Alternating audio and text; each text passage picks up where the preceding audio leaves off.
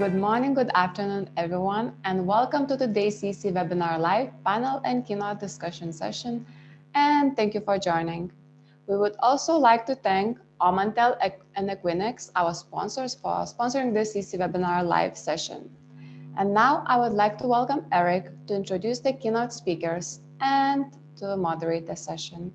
For audience, if you have any questions, please do use the chat box option throughout the session, and our keynote speakers, as well as Eric, will help you to answer it. And now, that's all from my side. Over to Eric. Hi, everybody, and welcome to all of you. I'm happy to be here, and we're here at the CC-Webinar.Live. And it's on today. We have the 25th of November. So what we're going to do today, we're going to talk about the role of data centers in the region and the current data center landscape in throughout the world, but most partly in the Middle East. We're going to do this with Brendan and Mundir, so I'm very happy and proud and honored to have them here. They will go through a quick presentation with us, and they're going to share their knowledge. We have afterwards we go through a panel discussion with a lot of questions. So please join us and be interactive and come up with any questions which you might have. Use the chat box for it, so we can see your question coming, and we will insert it, of course, in our discussion. So again, thank you so much. So it's a lot ahead, and I'm delighted to give Brendan and Mundir a quick moment to introduce themselves. And Brendan, maybe I can start with you.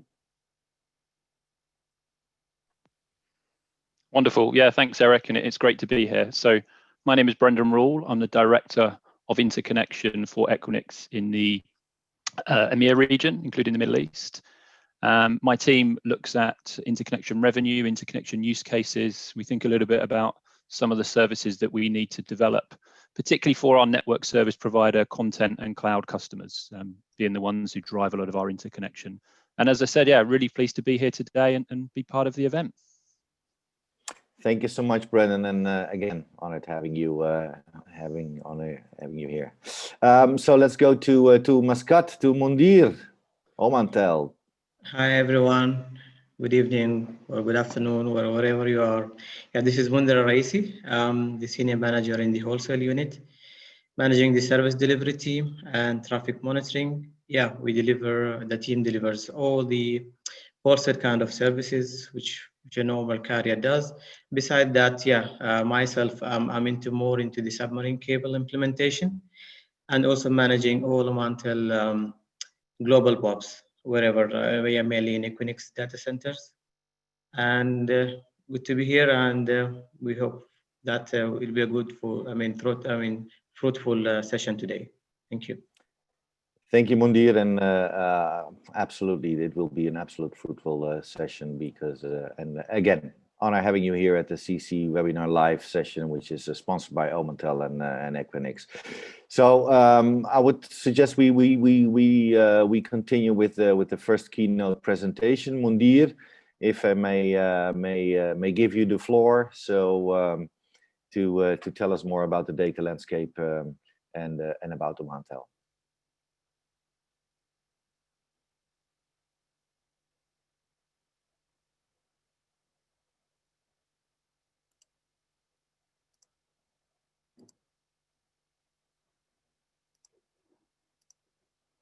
Sure. Okay.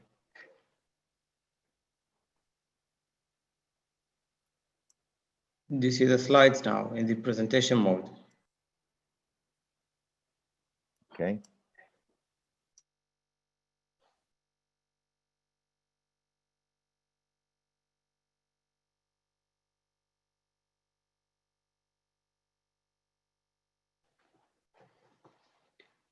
Yeah, so we will be talking about Equinix and mainly Equinix and then the role of data centers around the region.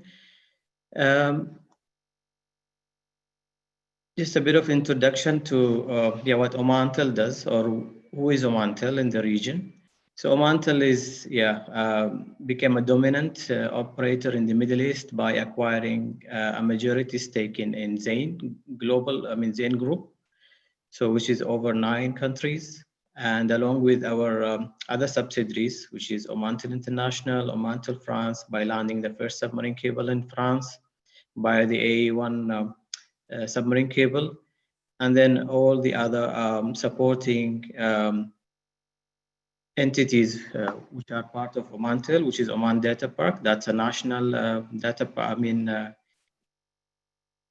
cloud and co-location service provider locally, and Mumkin, which is our IoT, Internet of Things arm of Omantel, and then Infoline, which is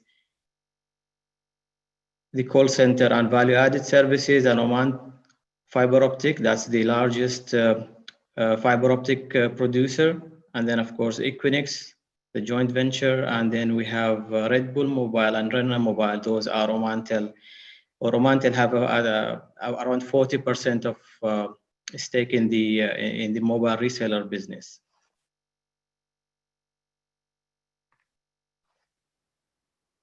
Talking about Oman in general, so Oman is really geographically well situated among the continents, connecting the east and the west, and again, as a new opportunity towards Africa. So we have the traditional routes which are indicated in black arrows there, and we have the arrows which are in orange or goldish. Those are the new golden routes which Omantel is taking the advantage of its geographical location and building on the connectivities to the unreached areas around the world. For example, towards the Europe or US, we have multiple redundant cable systems. And again, towards the Arabian Peninsula, we have the submarine cables, and along with the terrestrial routes towards like UAE, KSA, Saudi, Yemen, and so on. So towards Africa, so Oman was kind of built a first cable towards Somalia, with 2 landing in Somalia, and further getting into penetrating into Africa via Ethiopia. Iran, that's another kind of hot destinations. We have at least minimum 3 cables connecting Iran or Oman towards the Iran major cities around Iran. Talking about China, so through the Silk Gateway, which is again via Pakistan, and then using the up north side of Pakistan getting into China.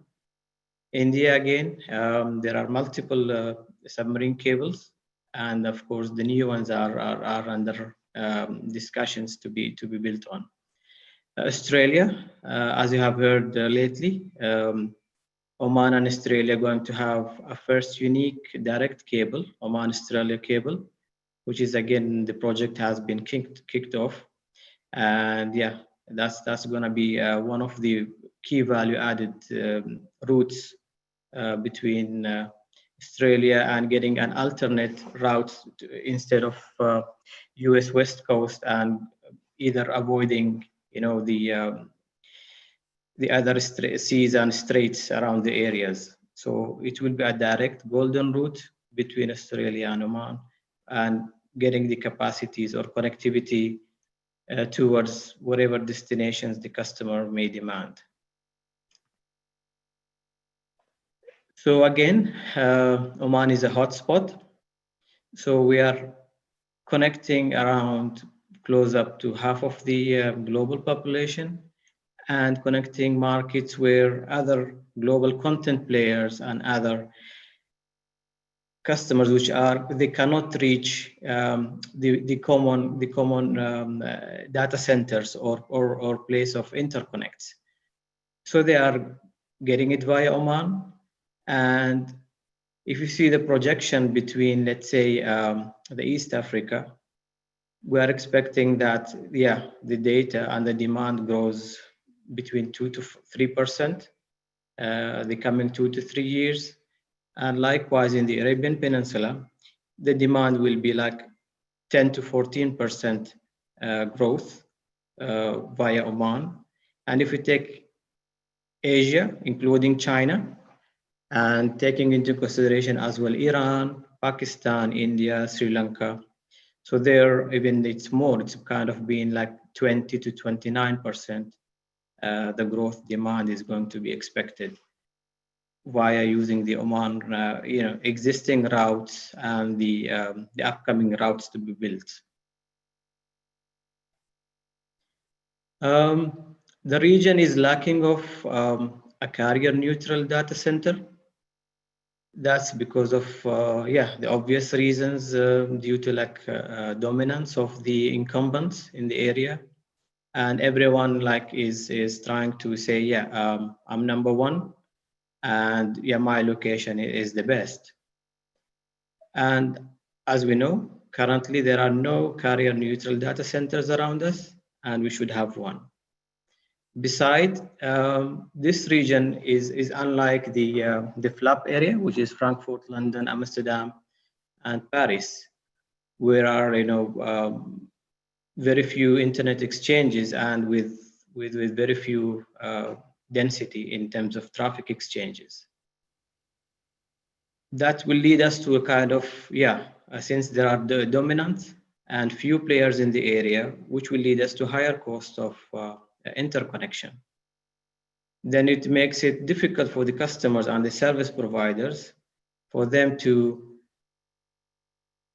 make available or readily share their interconnects and capacities to be available easily. So they're gonna develop it or implement multi-pop strategy just to cover everyone's requirements around here. Again, why Oman and how we are going to be benefiting around us from the highest number of cables or submarine cables that are landing in Oman. For instance, like the Equinix MC1 data center is considered one of the highest, most connected data centers around the world. If you compare Oman with the region around us, you see that majority of the cables are landing in Oman, and their capacities will be readily available in MC1.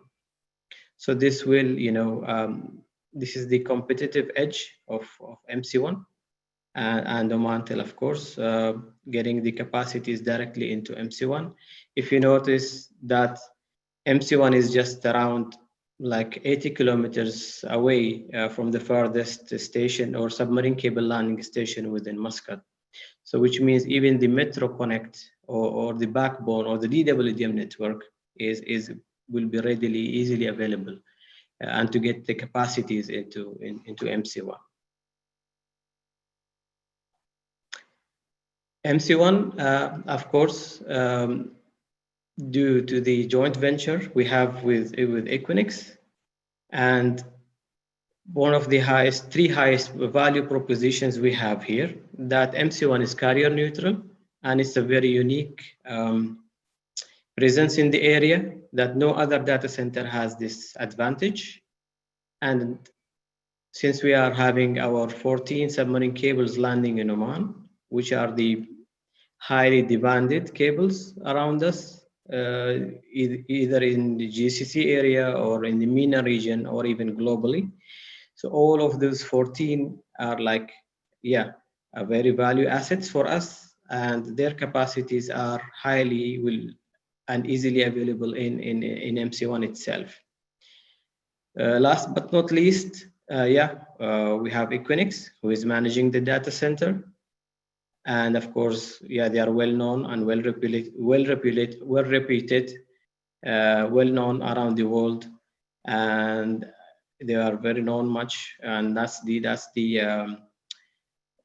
critical part, and that's the well managed part of the entire MC1 advantage. Thank you, everyone. If we are open for questions.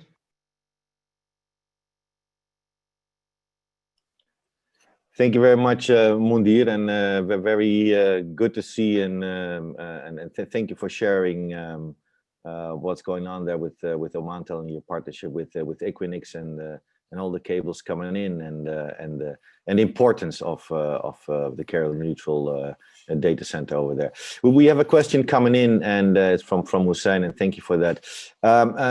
Is MC1 owned by Omantel or sharing? Or is the sharing model with Equinix? It's a joint venture, 50-50 between Manta and Equinix. So Okay, Equinix is managing the data center. Okay, perfect. Okay, thank you, Mundir, and again, thank you for sharing. We'll hear far more from you in after a couple of minutes after the presentation from Brendan from Equinix. Brendan, I think the floor is yours. So. Please share your presentation with us and take it away. Good luck. Fantastic, thank you. Let's get this sharing, and and we'll be underway. Okay, we'll see if we can get it into the presentation mode.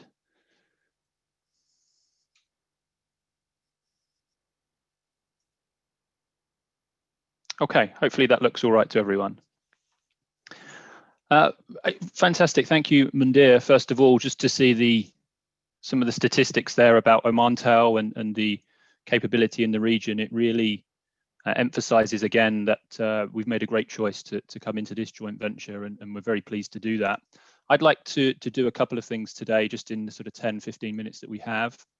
I'll give a little bit of a company background overview, and then talk a little bit about the investment that we're making in the region, and specifically in Muscat. So if you consider Equinix as a company, we're really focused on digital transformation for our customers and the clients that come into our facilities. We want to be a partner for digital transformation, and we do that by having our services and our platform in the right places, comprising the right partners, which then leads to the right type of possibilities for digital transformation. How we actually do that is through 3-4 key elements. The first of those is the global footprint and the global reach that we have.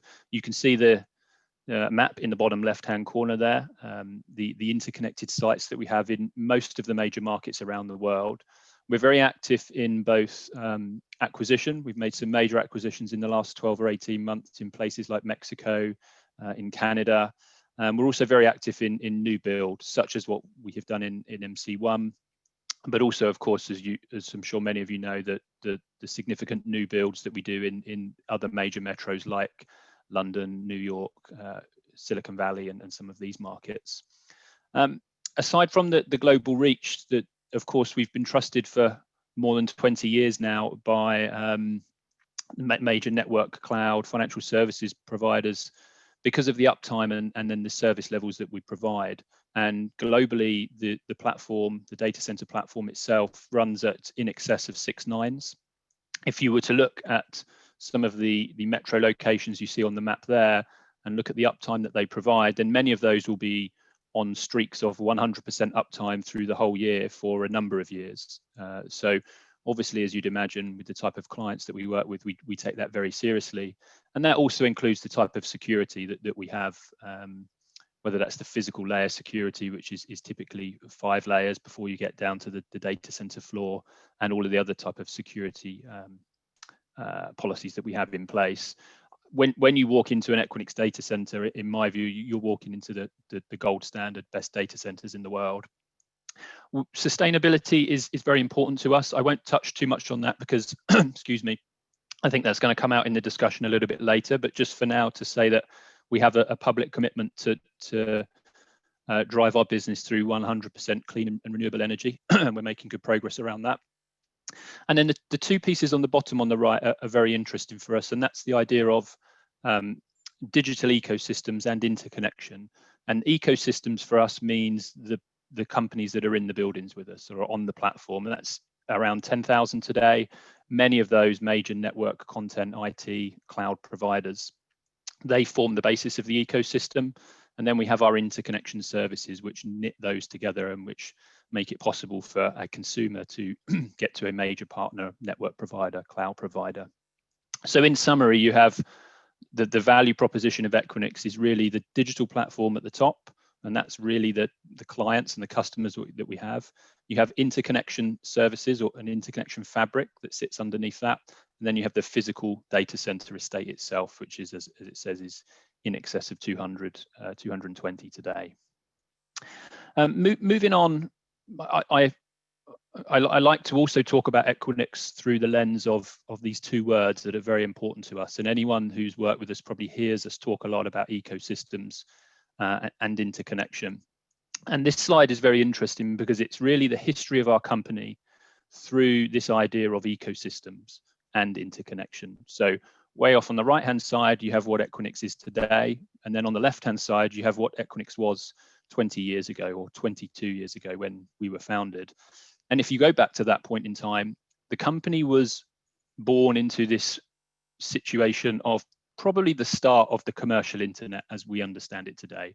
The internet had existed before, but it's really this mid-1990s, late 1990s is the point at which you have this massive traffic explosion and commercial internet service is really starting to take off for the first time. And the network service providers understood and realized that they needed to interconnect their networks, and they needed to do this securely and with high performance in neutral facilities. And this is where the carrier neutral facility is really born into. The reason that this is important is because we conceived the company for a specific interconnection use case. If you had walked into Equinix location this time, 15, 20 years ago, you would have found some servers, but it was a very different type of data center. It was much more around the big carriers interconnecting with each other. And as you go forward in time, you can see we bring in content providers. And then in the middle, we have the emergence of what we consider the first vertical ecosystem. And this is financial services and high frequency trading, algorithmic trading platforms. And they came to us for really the same reasons that the network providers came to us. It was around about interconnection. They realized that with this new technology of automated trading, all of the platforms needed to be in the same environment. They needed to be located very close to each other. And they, in many cases, selected to be in the same location as the network providers that were already there. Moving forward, you have another interconnection use case, which is the direct connectivity to cloud providers. And many of you and your organizations will be familiar with things like Direct Connect from Amazon and ExpressRoute from Microsoft, which enable enterprises and networks to have direct access to cloud. So again, another interconnection use case. And that takes us right up to where we are today, where we have not only those networks, contents, and cloud, but we have now enterprises. And enterprises are deploying and carrying neutral facilities with the express purpose of interconnecting to all of their different business partners. And really, this is where you get the hub for digital transformation that we have today. So that's sort of Equinix in a 5 or say 10-minute quick rundown. Let me build on the information Mundir gave and just talk a little bit about why, as an organization, we are so enthused about the region and in particular about MC1. Well, first of all, it's a region that we've been in for a little while. We do have some other facilities in Dubai and Abu Dhabi there. First of all, it's a large population. There's a really good catchment area here. So we see a lot of eyeballs, a lot of potential to consume digital services. It's a very diverse and growing sort of segment of enterprise business as well, with financial services, with resource and energy, with retail and tourism. And then if you look at the rate of digital transformation across the region, then that's very impressive as well. And that's something that we look to and something that really helps us make decisions about when we're going to invest into a particular location. When you take Oman and the partnership with Omantel, this is really important for us. So, we are a large global organization, and that does give us some significant benefits as we work with global companies. But what we recognize as well is that you have to have a specific type of local offering. And as we decided to enter into the market in Oman, the decision to go into the joint venture with Omantel was really actually an easy one for us to make, because you have to have specific local go-to-market knowledge and have the right partnerships in place for things like building the data center, but also for things like bringing the right carriers into the location. So that local partnership is something that you see time and again in our business, either through joint ventures or through different channel arrangements. And then finally, again, just building on something that Mundir said, we really think that there's a really great long-term prospect to build MC1 into, in fact, one of the most important locations in terms of global interconnection and the global internet. He mentioned there that the great heritage that Oman has in subsea and cable landings up to today, but we're going to see that continue. That's something that we look for and is a really good indicator that you're going to have a very vibrant data center. We think that, of course, then brings in many great network providers, content and cloud magnets. And that's the foundation that you need in order to create this new important global metro. And if you look at just the geographic location for MC1, then it really is in a fantastic location, very, very close on the eastern side to huge populations, very, very vibrant local region that it's in, and of course very close actually to Europe and to Africa on the other side as well. So it really ticks all of the boxes in that sense. And I think I've got my final point to make, final slide. Just a couple of things on the data center itself, and then on some of the interconnection services that we're going to have. The data center is live. It's live as of a few weeks ago. We go forward in a couple of different phases. So it's a modular build out. Phase 1 is in place now. And in total, that will give 2.4 megawatts, as that's entirely full. That's around about 750 cabinets approximately. And then we have a very easy run through into subsequent phases, phase 2 and 3, which again come on stream with the same 2.4 megawatts each. So yeah, quite a lot of capacity that we can build onto there. And I won't go into the sort of the mechanical and the engineerings, but again, this is engineered to the significant levels of carrier class that the carriers and the content providers would expect, and really is deployed according to the best-in-class designs that we use. And then finally, just on the right-hand side there, interconnection once you're in the facility is going to be very important. And as we said, with a lot of network and content providers, we're very pleased to confirm and announce that we launched an Equinix Internet Exchange within MC1, and that's available today. So those providers will have access to private and public peering options. Internet exchanges, of course, help to reduce network hops, to reduce congestion, to get better access between content and eyeballs on the one hand.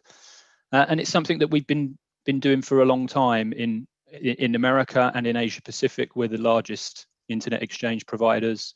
And then if you look at the aggregate globally, we're actually the #1 internet exchange provider in the world, with around about 17 to 18 terabits of traffic each day across, I think, 35 different IX locations right now.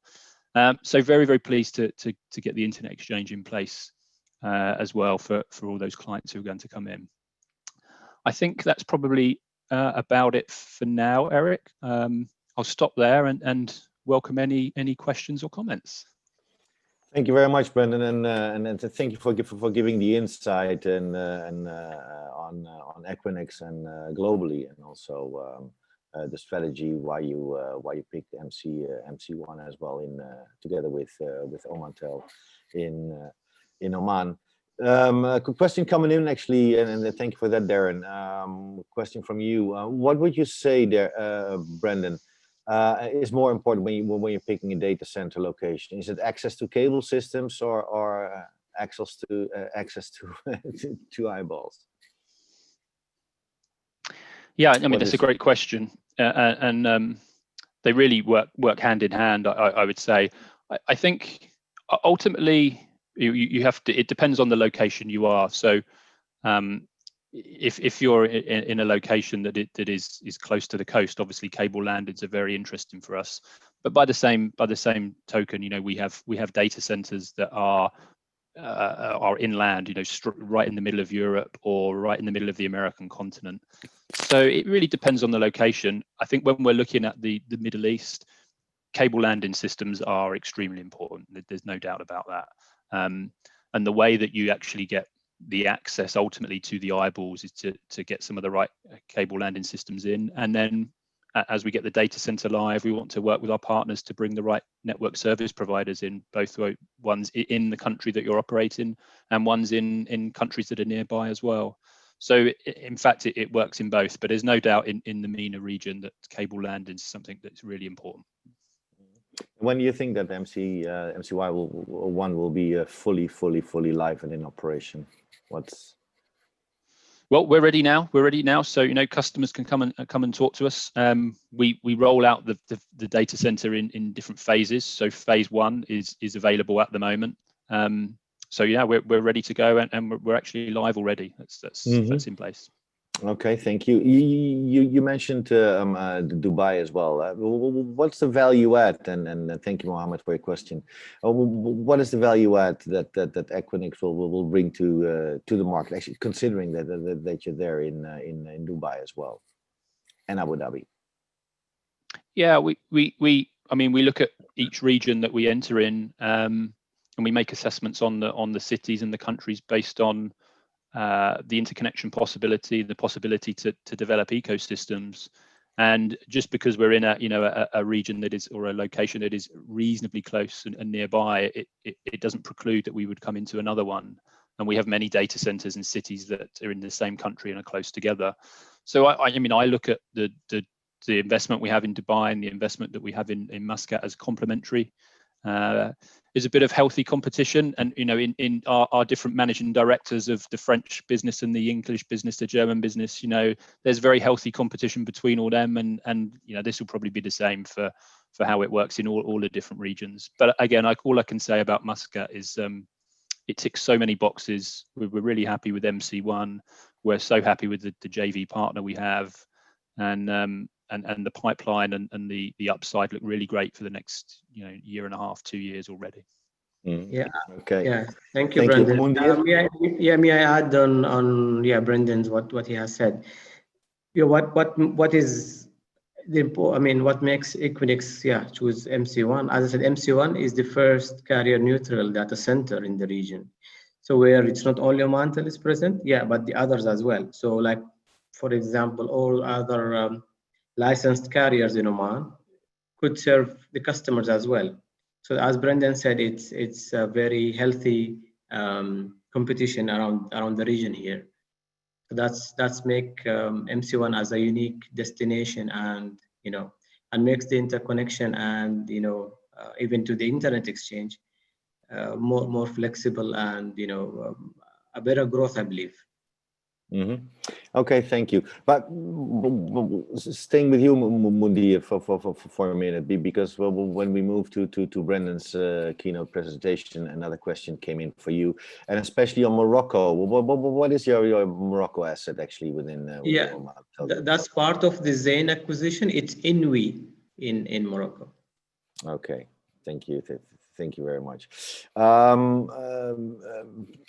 both of you, actually, will you extend the neutrality to the international telcos as well? I think it's an obvious question or an obvious answer, Brendan.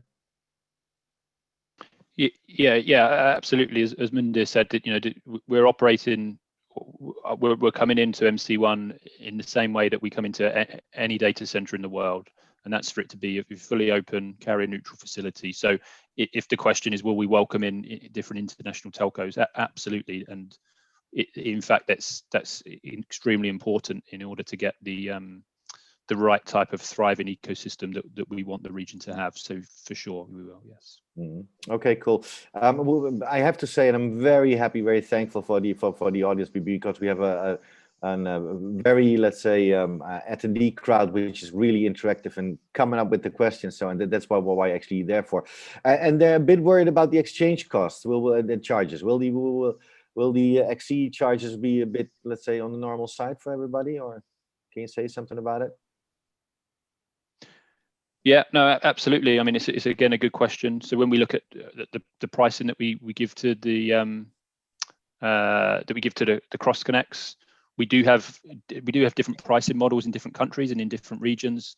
But again, I mean, we're pretty confident that what we don't want to penalize customers when they come into the buildings in any way. We want to make it easy for them to interconnect with each other. You want to welcome them, I guess, right? Absolutely. And the pricing that we have within the data center facilities, we believe is correct for the location, and we try and review our pricing in all of our locations. The difference between the other ones, because that's another question coming in. Is there a big difference between, let's say, the MC1 and Abu Dhabi or Dubai, or is there anything you can? No, as I said, I think what we try and do is we take each country on the merits of what the pricing should be. So there's certainly no significant difference in our approach. As I said, you do have different pricing models in different regions, and sometimes that's to do with the competitive nature or the approach to interconnection.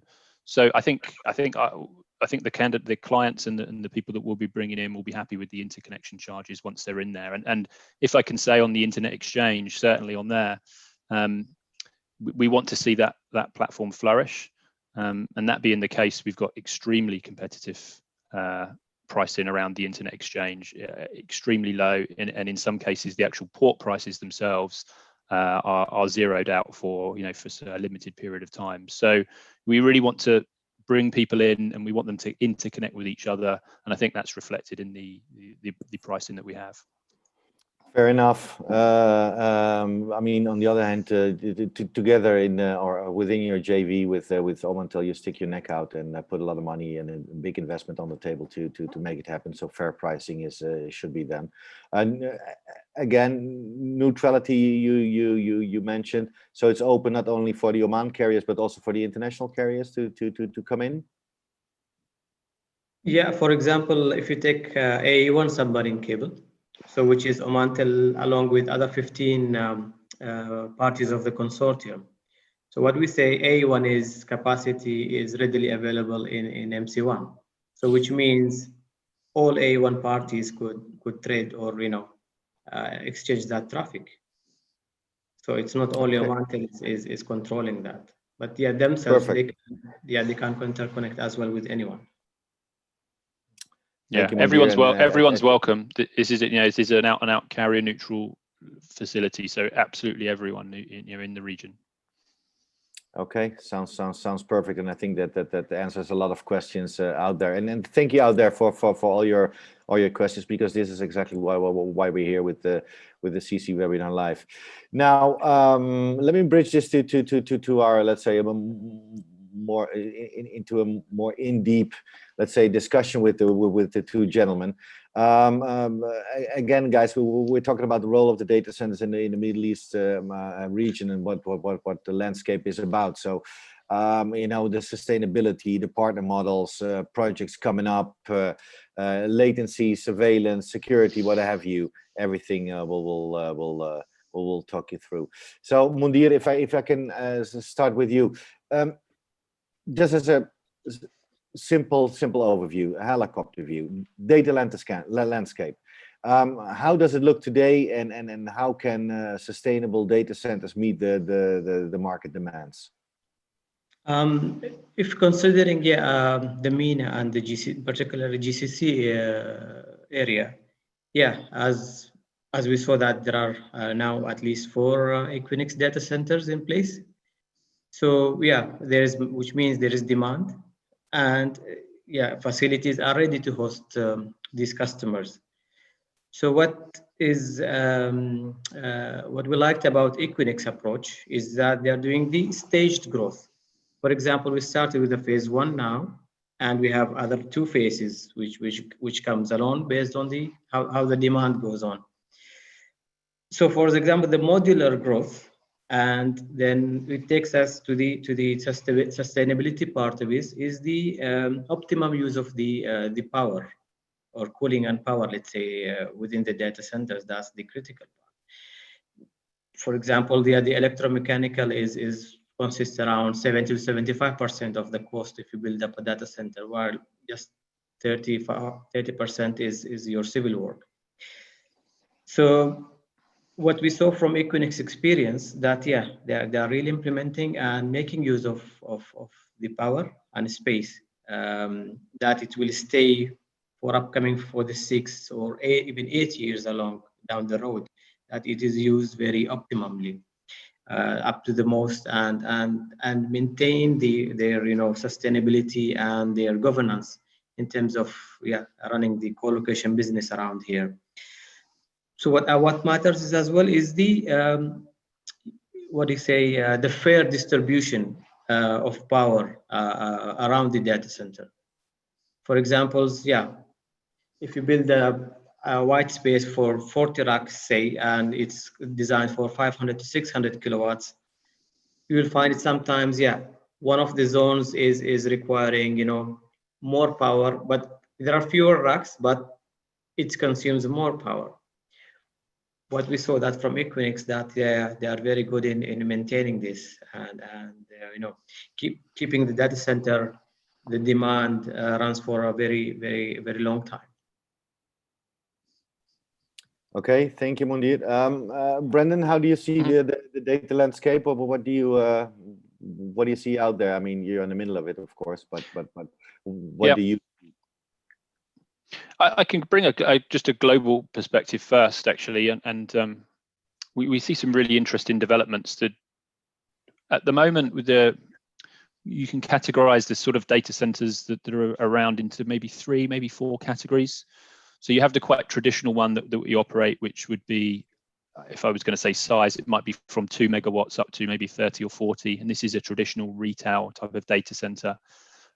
Equinix is in the last couple of years, we've got involved in ones that are sort of bigger than that, which are more kind of wholesale, aimed at hyperscalers. So we have what we call xScale. This is a separate joint venture we have, which enables us to build some of these even bigger ones that are aimed at, of course, the 4 or 5 companies that want these types of data centers.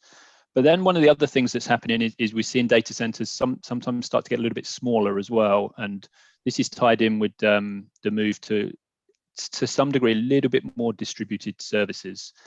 So tier 2 and tier 3 markets possibly starting to become a bit more important than they were, say, 10 years ago.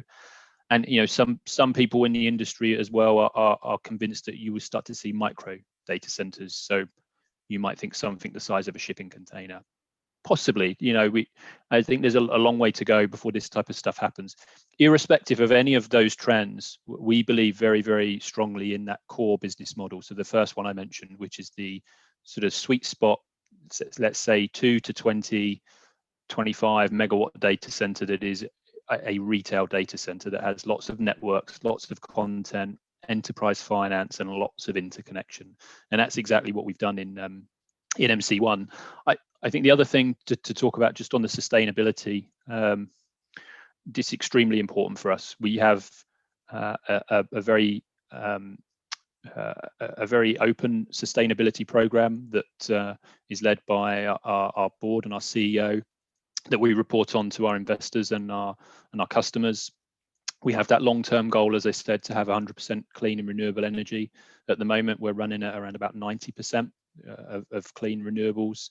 And that really comes in, as Mundir was saying, sustainability is really something you have to build in from the ground up. So it's green by design and green build and green operations.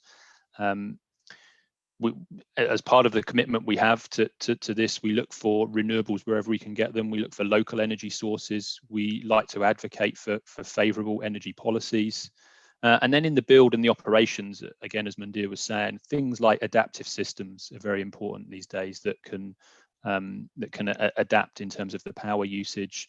We're starting to use things like machine learning and AI to help us understand how our data center demand happens in a campus and in a facility. And then the other thing I think on sustainability is to be open and transparent. So we have commitments again through the CDP climate change surveys to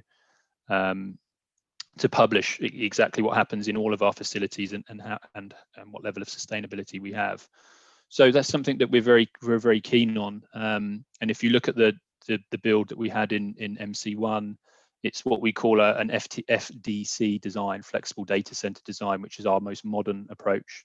And again, as we said, this is extremely modular and therefore extremely optimized to use, frankly, the minimum power absolutely possible. So I think we're doing all the right things globally, but in MC1 especially as well. Okay, cool. Mundir, we see new partnerships and partnership models actually arise, like the two of you guys in the JV. So how do these meet actually the demand and growth? So maybe as well, what's the advantage of those, let's say, new partnership models? Can you elaborate on that one? Yeah, well, as you said, yeah, the joint venture between Manta and Equinix, yeah, it came after very deep dive studies done internally and along with Equinix, yeah, as a strategic partner for us. So yeah, we started, let's say, with one, and there are very likely chances that we grow in region, or particularly in Oman as well. So as you have seen, Oman or Omantel is rich with connectivity, and Equinix, they are good in running the facilities or the co-location and interconnect, and then of course their ultimate internet exchange. So that's really gonna benefit. It's a mutual, and it's gonna benefit everyone. For example, if you take Oman as an example, yeah, we are into our next 20-year plan, 2040, which announced by His Majesty. So, which is getting into digitalization, which means getting Oman and everyone into the digital era. So, which means co-location, data, cloud, cybersecurity kind of aspects, internet everywhere, Internet of Things. So that's gonna, everyone works in a very let's say harmony ecosystem, along with these kind of joint ventures and business models. So throughout Omantel, yeah, again, I'm using Omantel as an example because, yeah, we do have a large enterprise network behind us. So yeah, we do local data centers are available, but getting Equinix or MC1 into the country, that's, let's say, it's 10 steps ahead for us, getting it right on time or in time.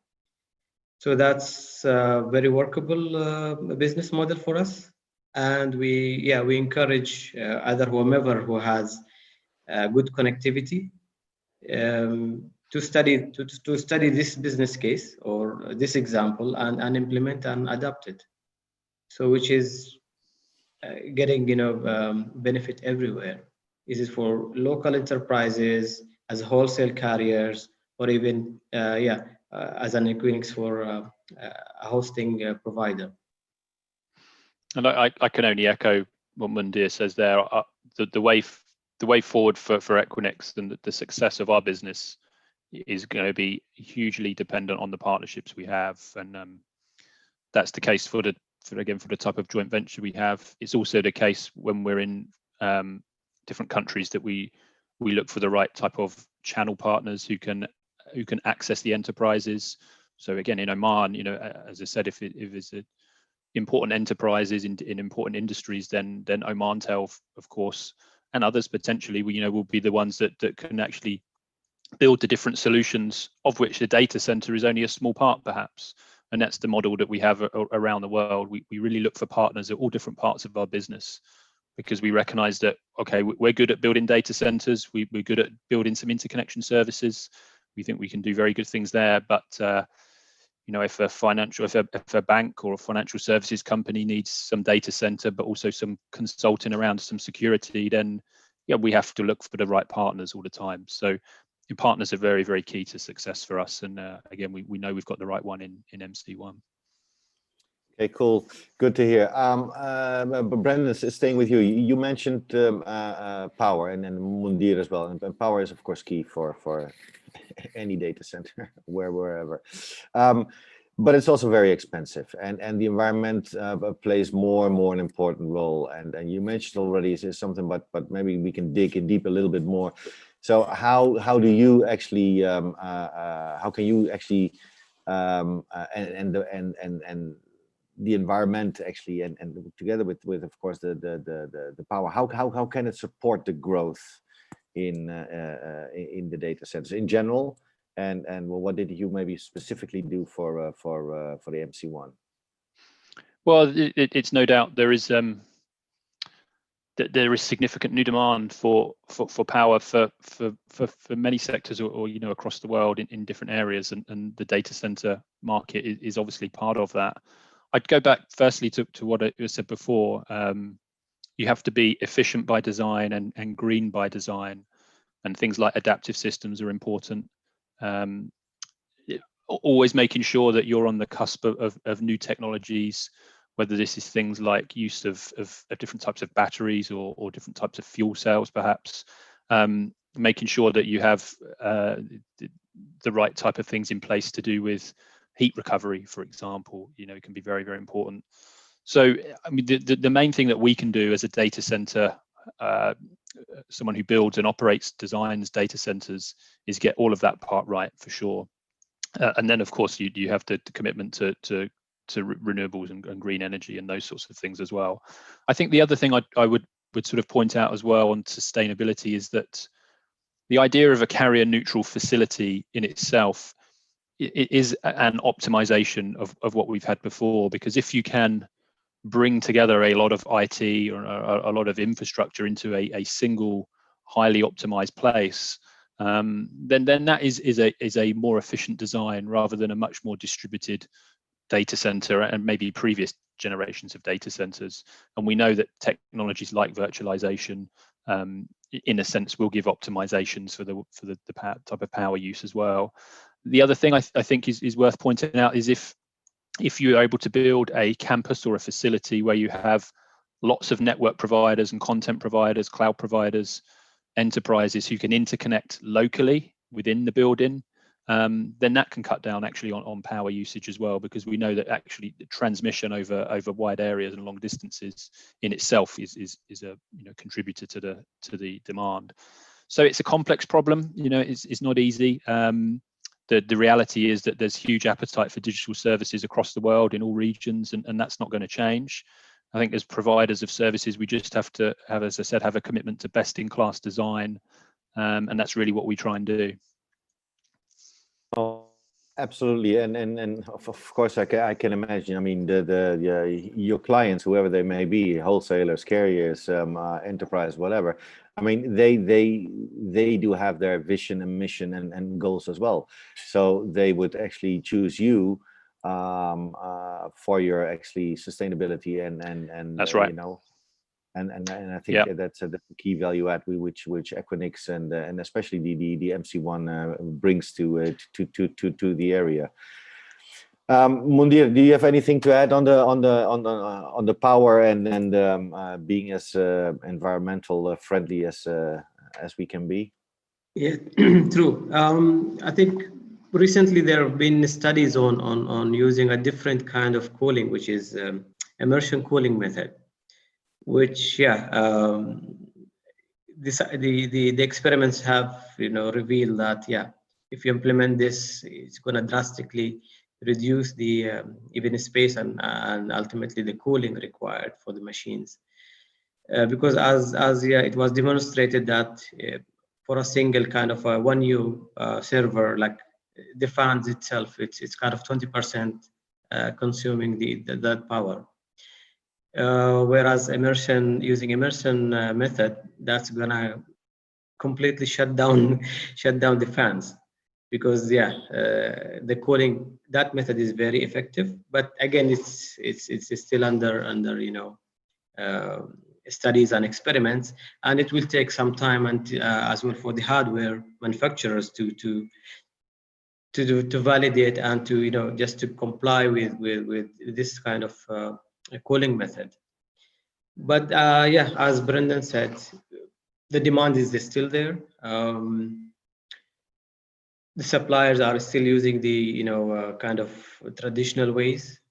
But again, yeah, there are measures and techniques used just to run the data centers or to optimally use the power within the data centers, and hope these kind of new methods will see a light in one day.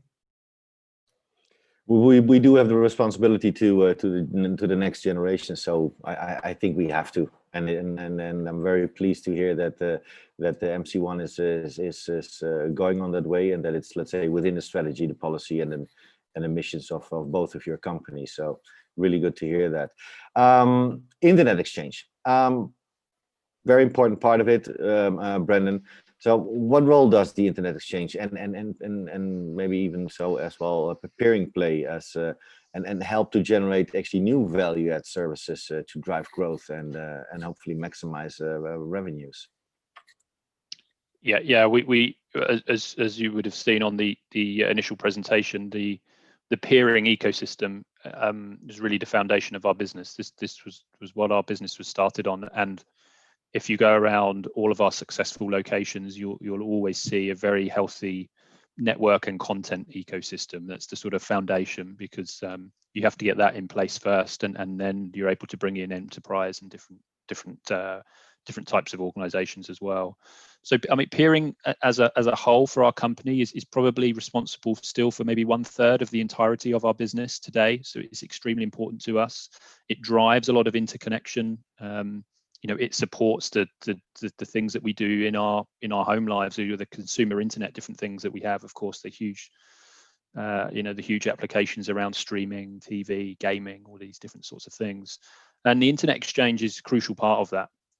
Without access to something like an internet exchange, your offer as a carrier neutral facility isn't at the place that it needs to be when you have these significant and smaller as well network providers and content providers who need to interconnect their networks together. So you have to provide methods of interconnection to your clients that are easy to use, cheap to use, and easy to scale. And internet exchange is absolutely a very, very key part of that.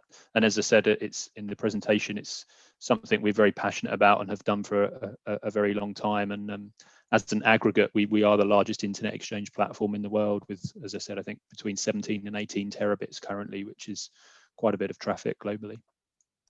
And did you see, just going into a bit on the traffic, I mean, the current health situation, the pandemic situation in the world actually grew that a lot, I guess, right? It did. Yeah, we saw. I mean, especially at the start of the first wave of the lockdowns in that sort of end of March, April, with the home working that you saw across the world, that was some very, very significant jumps, and you saw a lot of capacity added by all of the sort of major cloud providers, all the big collaboration providers as well. That throttled back a little bit as some of the streaming providers throttled back on the resolution of the streams they were putting out. But actually, yeah, general internet traffic growth through 2020 has been very, very strong, and we see that across the internet exchanges. Many of the locations have sustained those gains that they got in that March, April, sort of May period. So what we've seen is that I think in general, telecoms networks have coped very, very well with the unprecedented situation, and internet exchanges have coped very well as well. And it obviously has brought home to everyone how reliant we are on these digital platforms and these interconnection hubs. And I think in general, as I said, they've performed very well and have been shown to be extremely important. At least you can say it's a proven service, right? Especially in these very difficult times, especially at the first wave. So that's good. It's very good to hear. And but again, isn't it true that even because everybody hangs things on let's say the pandemic situation, but I think that in general IP was already going up. The trend is there anyway. So the COVID pushed it a bit more, of course. But in general, I think that I can imagine that you still expect, let's say, some growth for next year as well, correct? Yeah, there's no all of our viewers will appreciate, I'm sure, as soon as we bring new technologies in that provide, for example, faster broadband into people's homes and faster access networks, 5G, applications will fill those bandwidth very quickly. So certainly in that consumer internet space, there's no real sign that things will slow down. It will keep going. And in the business and enterprise space as well, that sort of remote working, access to cloud type of trend is only going in one way. So yeah, those interconnection services are extremely important. And I think one of the other thing I'd say as well is when you have a really good interconnection data center, an interconnection rich data center, then you get a lot of benefits out. The customers clearly get a lot of benefits out of it because they can connect to many of their partners and their own customers. But when the clients in the facility are getting more benefit out of being there, then there's less churn, there's more customer satisfaction, and it's a better business model for everyone actually. So there's benefits on both sides to this increased interconnection, absolutely. Okay, Mundir, do you want to add anything on what Brendan just mentioned with regards to the internet exchange? I mean, how important is it for Mantel? I mean, it's of course, the Mantel is part of the the region which was what we have the entire world have gone through 2020, and the Mantel as a wholesaler and a carrier. Yeah, we've along with Equinix IX. Let's say particularly at Frankfurt, we have doubled the interconnect during that period. So we are doing people are staying home, kids are gaming, everyone is on all those kind of fancy gamings. So the demand beside it's the what do you call the online classes, which we're the second contributor to this. The demand was high, and we are happy that Equinix IX particularly has the bilateral and even the multilateral kind of peerings techniques available, that with a single interconnect you could peer with many or multi suppliers or providers, which really that's the turn up is easy, and getting the interconnect is not say with no time, which enhances the of course at the end the consumer or the end user experience into this. So thanks for the IX getting us easily down through this period as well. Perfect. I'll just add, Eric, as well on specifically for the Internet Exchange in Muscat. I can't say who. I don't believe it's public, but the first organization that signed for MC1 also signed for the Internet Exchange, came on there, and this is one of the biggest internet brands in the world that everyone watching will. Did you give them a bonus? Did you give them a bonus? I don't think they got a bonus. No, they're a valuable client of ours in many places, and sure. And as Mundir said, for customers that come in and connect to the Internet Exchange, you'll be able to get direct access to this, huge internet name. So, and that will be the first of many as well. So, we've had a great start, and Internet Exchange is something we love to roll out and we love to see be successful. Sure, can I? No, absolutely. But not only on the IX, but I think in also in MC1 and through Equinix around the world. I mean, and you tipped on this already a bit, gentlemen. Is that you have some other challenges like surveillance, security. Let's not forget personal data privacy. I mean, it's becoming more and more important. And how safe are we with you guys? That's actually the question. Brendan, maybe? Yeah, the challenge we have in that whole area, one of the challenges Equinix has is that we operate in so many different locations. Now we're not generally we're not providing direct sort of compute services directly. We are a data center and an interconnection provider. But that of course we still means that in all the different locations we have to adhere to a lot of different regulations. But a global, generally for our clients, a client operates in different regions and different locations, has to deal with an awful lot of of regulations that might be based on a country, might be based on a particular thing in a vertical industry. So healthcare might be you have to handle data in one particular way compared to financial services in another, and they all have their different peculiarities that you have to stick to. I think what's clear is that we're generally, the world, we see this in Europe for sure, is moving into an area where data has to be, you have to be able to track where the data is, who owns the data, who's responsible for it, what are the control process around it. You have to know where that data is, and of course in many instances, particular data isn't allowed to leave a particular country. So we're having to deal with all of these different situations, and each organization has to be responsible for the policies that they have. So I think each organization just has to make sure that they have the policies in place, the right training in place, and then actually I'd go back to, again, if I'm an enterprise, a bank or something, and I have some very, very significant and difficult security things I have to deal with, then probably I need to rely on partners who can help me do that. And that comes back to this idea of digital ecosystems. So one of the ways that you can help navigate this difficult space of, as you said, cybersecurity, is to have the right partners who can let you be a company that makes cars, but they can be the trusted advisor you have that looks after your digital platform and the security aspects of it. So it's difficult environment, but something that obviously we all have to deal with. Okay, thank you. Mundir, you want to add something to, let's say, the security and the surveillance part of it? So us being, kind of, we are one of the core offerings, let's say, along with Equinix. There are customers asking, how many, protection layers are within the facility, how the data is protected, and how reliable are the operation is, and what happens in case, or how the risks are mitigated. So as Brendan said, we are trying to explain that yes, it is a data center, but again, each individual user is responsible for what they are hosting.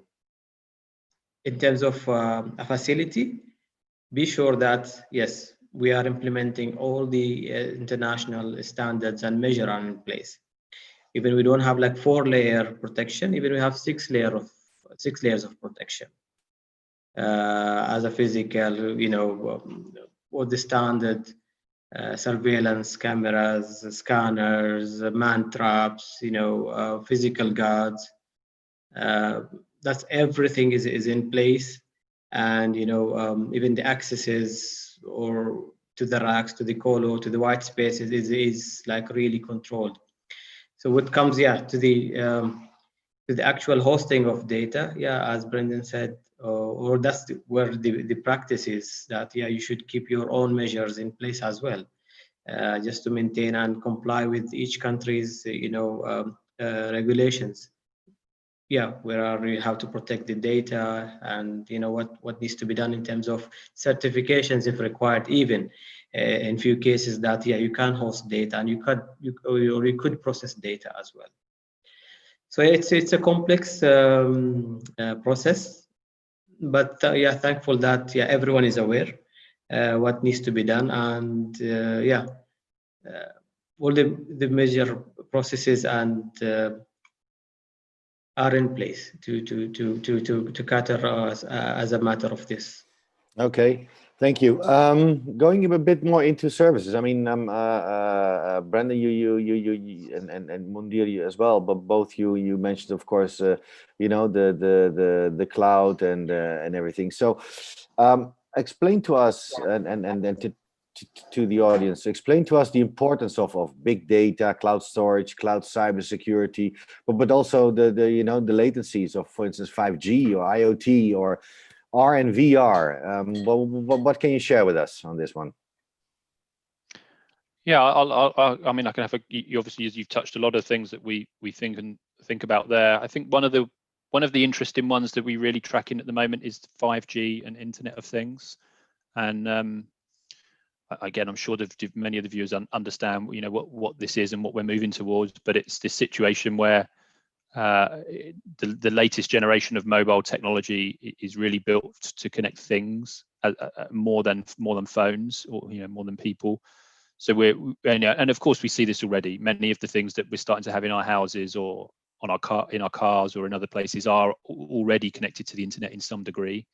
With 5G, and especially, this is going to accelerate more and more.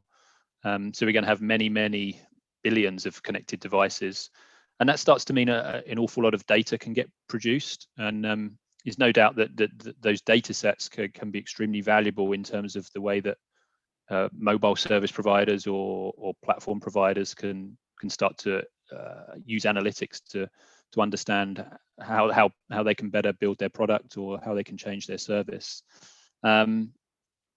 If you're a manufacturer, how you can in the field maybe get real life data on how your product or your service is being used. So we think that's a really interesting development. And that sort of in turn goes into this idea, which we touched on a little bit earlier, of the smaller data centers. When you have many more things that are connected, and you have a much broader sort of rollout of 5G networks, the idea that services will be closer to the users, I think, is a really interesting concept that we're starting to track now.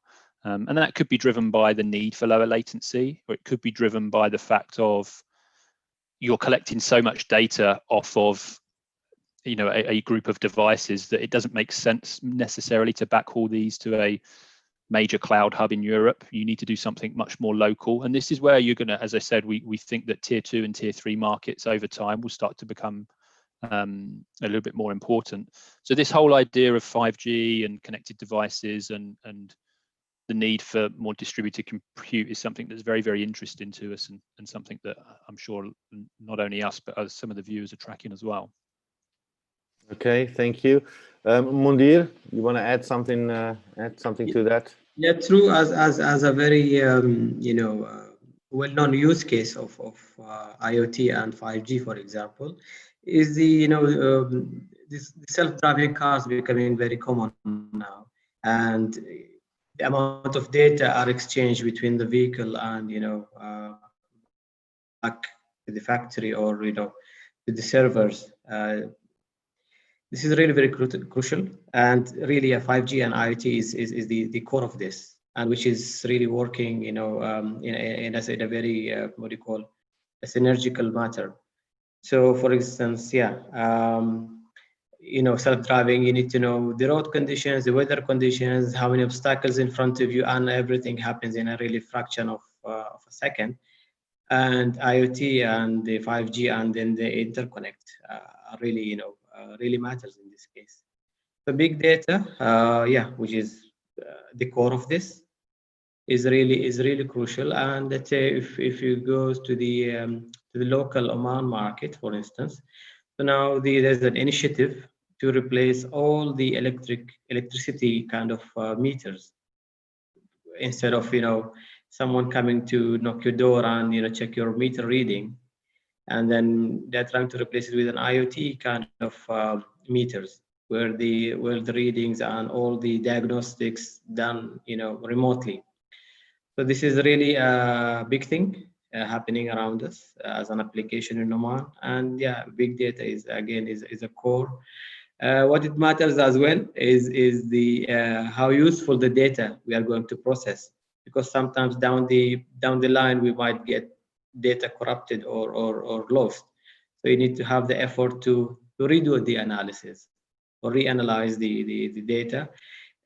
And again, the networks around us or network reliability that plays a vital role in this. So that's everything is again in an ecosystem.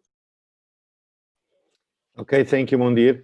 Now, gentlemen, we went into a lot of, let's say, specific submatter topics of the MC1 and data centers in general within the data center landscape. What I'm curious about is maybe Brendan, you can start. What's next? What will we see in the let's say in the near future? And then maybe you can reveal if there are any, maybe some new projects coming up in the next 5 to 10 years. Yeah, I think for us it's about doing more of the same, making sure that the things we do, the new services we build, new locations we go to are in line with this idea of digital transformation and helping our customers go through digital transformation. The developments that we'll see in our portfolio will be in the interconnection services in the platform there. The development of this idea of a global fabric that we have, an interconnection fabric. So you will see us start to do more and more in that space. And automation will be very, very important there.